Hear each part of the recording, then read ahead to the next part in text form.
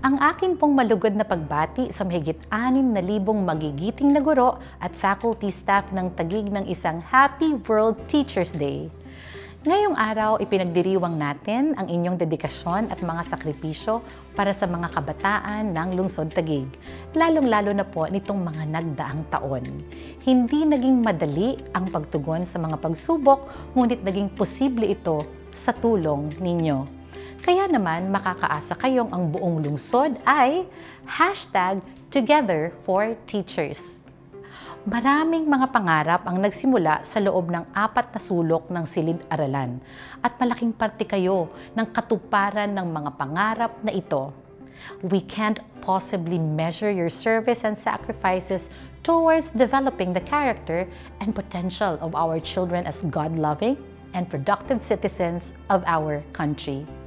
Bilang ganti sa inyong sipag at pagmamahal sa inyong propesyon, patuloy po namin kayong hinihimok na sumailalim sa ating mga programang pangkaguruan. Isa na dito ang Leadership and Educators Advancement and Development o LEAD Scholarship Program upang kami makatulong sa mga gurong patuloy na nagnanais na paghusayin at pataasin pa ang antas ng kanilang edukasyon.